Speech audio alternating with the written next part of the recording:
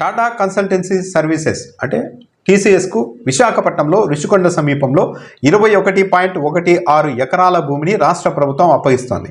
దాదాపు ఉచితమని చెప్పాలి. ఎందుకంటే ఎకరాకు కేవలం 99 పైసలు, రూపాయలు కూడా కాదు, 99 పైసలకు ఎకరాకు చొప్పున 21.16 ఎకరాల భూమిని టీసీఎస్కు అప్పగిస్తూ ఉన్నారు. అయితే ఇది ఒక పాలసీ ప్రకారం జరగలేదు. కీలకమైన అంశం ఏంటంటే ఇదేదో ఒక పాలసీ తయారు చేసి రాష్ట్ర ప్రభుత్వం ఈ నిర్ణయం తీసుకుంది అంటే కాదు. కేవలం చంద్రబాబు నాయుడు, నారా లోకేష్, టీసీఎస్ ప్రతినిధులు జరిపిన చర్చల్లో భాగంగానే ఈ నిర్ణయం తీసేసుకున్నారని చెప్తున్నారు. కేబినెట్ కూడా ఆమోదం తెలిపింది. ప్రభుత్వం చేస్తున్న వాదన ఏంటి? టీసీఎస్ లాంటి ఒక ప్రముఖ ఐటీ సంస్థ విశాఖపట్నానికి వస్తే మిగిలిన ఐటీ కంపెనీలు కూడా అక్కడికి వస్తాయి, అక్కడ ఒక ఎన్విరాన్మెంటల్ క్రియేట్ అవుతుంది. అందులో భాగంగానే మేము ఇలా 99 పైసలకే ఎకరా చొప్పున అప్పగిస్తున్నామని రాష్ట్ర ప్రభుత్వం చెప్తోంది. ఎస్, ఈ వాదనలో కరెక్టే. టీసీఎస్ లాంటి సంస్థ వస్తే మిగిలిన కంపెనీలు కూడా అక్కడికి రావడానికి అవకాశం ఉంటుంది. కానీ ఇక్కడ వివాదం ఏంటి అంటే ఈవెన్ ఐటీ కంపెనీల వాళ్ళకు కూడా ఒక విధంగా ఆశ్చర్యాన్ని కలిగిస్తున్న అంశం ఏంటంటే ఎకరా 99 పైసలు ఏంటి? టీసీఎస్ అన్నది ఏటా 1000 కోట్ల రూపాయల లాభాల్ని ఆర్జిస్తున్న సంస్థ. కావాలంటే ఎకరా ₹1,00,00,000 కూడా తీసుకునే సామర్థ్యం ఉంది, అంతకంటే ఎక్కువ పెట్టే సామర్థ్యం కూడా ఉంది. ఇప్పుడు ఈ రుషికొండ వద్ద కేటాయిస్తున్న భూమి విలువ ఏకంగా 320 కోట్ల రూపాయలు. 320 కోట్ల రూపాయల విలువైన భూమిని 99 పైసలకు ఇచ్చేస్తుంది రాష్ట్ర ప్రభుత్వం. సరే, ఇలా కంపెనీలు వస్తే ఇక్కడ ఒక మంచి వాతావరణం ఏర్పడుతుంది, ఉద్యోగాలు వస్తాయన్న ఉద్దేశంతోనే అయితే రాష్ట్ర ప్రభుత్వం ఒక పాలసీ తయారు చేసుకోవాల్సింది.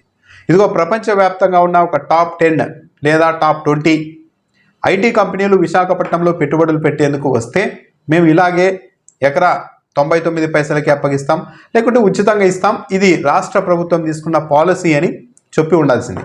అప్పుడు మిగిలిన కంపెనీలు కూడా రావడానికి అవకాశం ఉండేది. కానీ అలా పాలసీ మీద కాకుండా కేవలం ముఖ్యమంత్రి నారా లోకేష్, టీసీఎస్ ప్రతినిధుల మధ్య జరిగిన చర్చల ఆధారంగానే ఒక నిర్ణయం తీసేసుకొని ఈ భూమి అప్పగిస్తూ ఉన్నారు. ఇక్కడ టీసీఎస్నే తొలుత ఎందుకు రాష్ట్ర ప్రభుత్వ పెద్దలు చూజ్ చేసుకున్నారన్న దానిపైన కూడా అనుమానాలు ఉన్నాయి.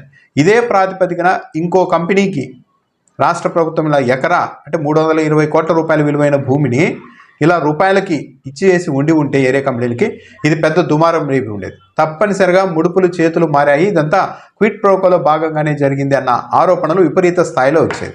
కానీ టీసీఎస్ అన్నది ఈ దేశంలోనే ఒక మంచి పేరున్న సంస్థ, ఒక విలువలతో నడిచిన సంస్థ, నడుస్తున్న సంస్థ.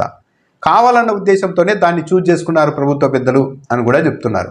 టీసీఎస్కు ఈ భూములు కేటాయించినప్పుడు అనుమానాలు ఉన్నా సరే ఎవరూ పెద్దగా స్పందించడానికి ముందుకు రావలేదు. కాకపోతే కొందరైతే ఆల్రెడీ దీని మీద స్పందిస్తూ ఉన్నారు, విశాఖపట్నానికి చెందిన వాళ్ళు. కాబట్టి టీసీఎస్కి ఒక మంచి క్రెడిబిలిటీ ఉంది. కాబట్టి మనం ఇలా 99 పైసలకి ఎకరా భూమి అప్పగించినా సరే ఎవరూ దాన్ని అభ్యంతర పెట్టరు.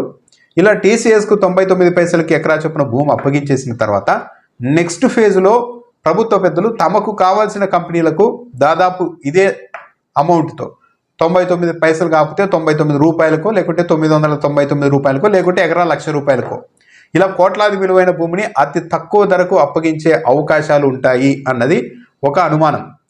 ఫస్ట్లోనే ఇతర కంపెనీలకు కేటాయిస్తే ముడుపులు మారాయన్న అభియోగాలు వస్తాయి. కాబట్టి ఒక మంచి పేరున్న టీసీఎస్కు ఇలా ఆఫర్ చేసి ఆ తర్వాత ఫేజ్లో తమకు కావాల్సిన కంపెనీలకు తక్కువ ధరకే భూములు ఇచ్చేస్తూ మేము టీసీఎస్కి కూడా ఇచ్చాం కదా అని చెప్పచ్చు. ఎవరైనా అది వేరు ఇది వేరు అంటే ఐటీ కంపెనీలన్నిటికీ మీరు అవినీతి కంపెనీలుగా మీరు ముద్ర వేస్తున్నారా? ఐటీ కంపెనీలు ఇక్కడ రావడానికి ఇష్టం లేదా? వాటిని బెదరగొట్టే ప్రయత్నం చేస్తున్నారు కదా అని ఎదురుదాడి చేయడానికి కూడా అవకాశం ఉంటుంది. కాబట్టి టీసీఎస్కు ఉన్న ఒక క్రెడిబిలిటీని నెక్స్ట్ ఆపరేషన్స్కు రాష్ట్ర ప్రభుత్వ పెద్దలు వాడుకుంటున్నారు అన్న ఒక విమర్శ కూడా వస్తుంది. నిజంగానే కేవలం ప్రసిద్ధి చెందిన కంపెనీలు మాత్రమే తీసుకొని వచ్చి విశాఖపట్నంలో ఒక వాతావరణం ఏర్పాటు చేయడానికి ఈ కృషి జరుగుతూ ఉంటే ఒక పాలసీ నిర్ణయం తీసుకోవాల్సింది టాప్ 10 టాప్ 20 లేకుంటే టాప్ 50 కంపెనీల్లో ఇలా ప్రపంచ ప్రఖ్యాతి, దేశంలోనే ప్రఖ్యాతి ఉన్న కంపెనీలు వస్తే మాత్రమే ఇలాంటి ఆఫర్లు ఉంటాయని చెప్పాలి. కానీ అలా చెప్పకుండా జనరలైజ్ చేసేశారు.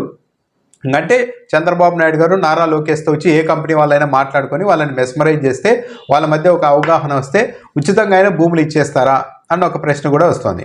ఇప్పుడు టీసీఎస్కు 99 పైసలకి ఎకరా చొప్పున భూమి అప్పగించిన తర్వాత ఇక విశాఖపట్నంలో అక్కడ కంపెనీలు ఏర్పాటు చేయడానికి ఏ ప్రముఖ కంపెనీ వచ్చినా సరే అదే ఆఫర్ తమకు కావాలి అంటుంది.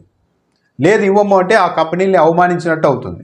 అంటే 99 పైసలకు ఎకరా అప్పగించడం అనేది ఒక బెంచ్ మార్క్గా సృష్టించి ఏ కంపెనీ వచ్చినా సరే కోట్లాది రూపాయల విలువైన భూమిని అదే ధరకు దాదాపు తీసుకునేలాగా రాష్ట్ర ప్రభుత్వ పెద్దలే ఒక అవకాశాన్ని కల్పిస్తూ ఉన్నారు. ఈ అవకాశం మాటన మిస్యూజ్ కూడా చేయొచ్చు. ఎందుకంటే 2014-19 మధ్య రాష్ట్ర ప్రభుత్వంగా టీడీపీ ఉన్నప్పుడు ప్రస్తుతం డిబేట్లలో కూడా కనిపిస్తుంటారు మాజీ జడ్జి జడా శ్రవణ్ కుమార్ హైకోర్టులో ఒక పిల్ వేశారు అప్పట్లో నారా లోకేష్ మీద, చంద్రబాబు నాయుడు గారి మీద, మరికొందరి మీద. వీళ్ళంతా కలిసి దాదాపు 2700 కంపెనీలతో ఒప్పందాలు చేసుకున్నారు. ఆ కంపెనీలకు భారీగా భూములు కేటాయిస్తూ ఉన్నారు, ప్రజాధనాన్ని దోచిపెట్టబోతున్నారు. దీని ద్వారా 25,000 కోట్ల రూపాయల క్విడ్ ప్రోకో నడుస్తోంది అంటూ ఆయన హైకోర్టులో ఒక పిటిషన్ కూడా వేశారు. అయితే పిటిషన్ని నాటకీయ పరిణామాల మధ్య ఆ తర్వాత జడా శ్రావణ్ వెనక్కి తీసుకున్నారు. ఆ తర్వాత తెలుగుదేశం పార్టీ ఓడిపోయింది. ఇక గత 5 ఏళ్ళుగా జగన్మోహన్ రెడ్డి ప్రభుత్వానికి వ్యతిరేకంగా జడా శ్రావణ్ కూడా తెలుగుదేశం పార్టీకి సంబంధించిన ఛానల్లో కూర్చొని పెద్ద ఎత్తున ఫైట్ కూడా చేశారు. ఆ రోజు ఇంకో ఆరోపణ కూడా చేశారు. ఈ నారా లోకేష్, చంద్రబాబు నాయుడు వీళ్ళంతా ఎంఓయూలు చేసుకున్న 2700 కంపెనీల్లో 70% కంపెనీలన్నీ సెల్ కంపెనీలే, అంటే డమ్మీ కంపెనీలే, కేవలం భూములు కొట్టేయడానికి దాంతో ఒక క్విడ్ ప్రోకోలో భాగంగా జరిగింది. దాదాపు 25,000 కోట్ల రూపాయల కుంభకోణమని ఆరోపించారు. ఆ తర్వాత అయితే ఆ పిటిషన్ వెనక్కు తీసుకోవాల్సి వచ్చింది. సో ఇప్పుడు కూడా మళ్ళీ అదే ఏమన్నా ప్లాన్ చేస్తున్నారా అన్న అనుమానం కూడా చాలామందిలో ఉంది. అయితే విశాఖపట్నంలో టీసీఎస్కు ఇలా దాదాపు ఉచితంగా భూములు కేటాయించడంపై రాజకీయ పార్టీలు మౌనంగా ఉన్నప్పటికీ కూడా విశాఖపట్నానికి చెందిన కేంద్ర ప్రభుత్వ మాజీ కార్యదర్శి ఈఏ శర్మ మాత్రం రాష్ట్ర ప్రభుత్వ ప్రధాన కార్యదర్శికి లేఖ రాశారు. ఈ భూ కేటాయింపుల నిర్ణయాన్ని వెనక్కు తీసుకోవాలి ఆయన డిమాండ్ చేశారు. ఆ భూమి విలువ 21.16 ఎకరాల భూమి విలువ 320 కోట్ల రూపాయలు. ఇలాంటి విలువైన భూమిని ఒక కార్పొరేట్ కంపెనీకి దాదాపు ఉచితంగా ఇవ్వడం అన్యాయం అని కూడా ఆయన ప్రశ్నించారు. దాంతోపాటు ఈ కేటాయింపు అన్నది సుప్రీంకోర్టు నిబంధనలకు, గతంలో 2012లో రాష్ట్ర ప్రభుత్వం జారీ చేసిన జీవోకు విరుద్ధంగా ఉంది. ఇది చట్ట విరుద్ధమని కూడా ఆయన వాదించారు.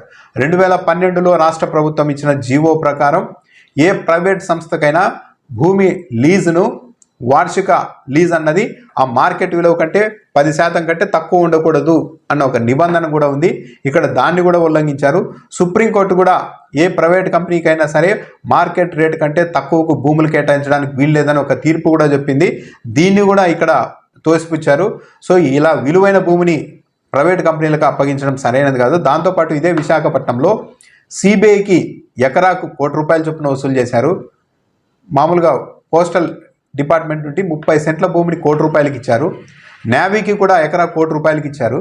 అలాంటిది ప్రభుత్వ రంగ సంస్థలకు కోట్ల రూపాయలకి ఇచ్చేసి టీసీఎస్ లాంటి కార్పొరేట్ సంస్థలకు మాత్రం 99 పైసలకే ఎకరాలు చొప్పున ఇవ్వడం అన్నది కరెక్ట్ కాదు. కాబట్టి ఈ కేటాయింపును రద్దు చేయాలని కూడా శర్మ డిమాండ్ చేశారు. సో ప్రముఖ కంపెనీలకు ఇలా భూమిని ఉచితంగా ఇవ్వడం ద్వారా ఐటీ కంపెనీల్ని ఆకర్షించాలి అన్న ఉద్దేశమే ఉంటే అది కరెక్టే. కానీ ఈ ఉద్దేశం వెనుక వేరే ఆలోచనలు లేకపోతే ప్రభుత్వం ఒక పాలసీ నిర్ణయం తీసుకోవాలి. ఏ స్థాయి కంపెనీలకు మాత్రమే ఇలాంటి బెనిఫిట్స్ ఇస్తారు అన్న దానిపైన క్లారిటీ ఇవ్వాలి. అలా కాకుండా దీన్ని జనరలైజ్ చేసేసి డమ్మీ కంపెనీలు, కావాల్సిన కంపెనీలకు, ఊరు పేరు లేని నెల 2 నెలల క్రితం వచ్చిన కంపెనీలకు కూడా ఇదే తరహాలో భూములు కేటాయిస్తే అదో పెద్ద అవినీతికి, క్విడ్ ప్రోకో లాంటి ఆరోపణలకు ఆస్కారం ఇచ్చినట్టు అవుతుంది. రాష్ట్ర ప్రభుత్వం టీసీఎస్తో పాటు ఇంకెలాంటి కంపెనీలకు ఇలాంటి పాలసీని అప్లై చేస్తారు అన్నది ఒక పాలసీ నిర్ణయంగా తీసుకోవాలి. కానీ ఇలా ఏదో 4 గోడల మధ్య మాట్లాడేసుకొని ఇచ్చేసుకుంటూ వెళ్ళడానికి అన్నది ఇది ముఖ్యమంత్రి గారికి కరెక్ట్ కాదు, నారా లోకేష్ గారికి కరెక్ట్ కాదు, అసలు రాష్ట్రానికి కూడా కరెక్ట్ కాదు.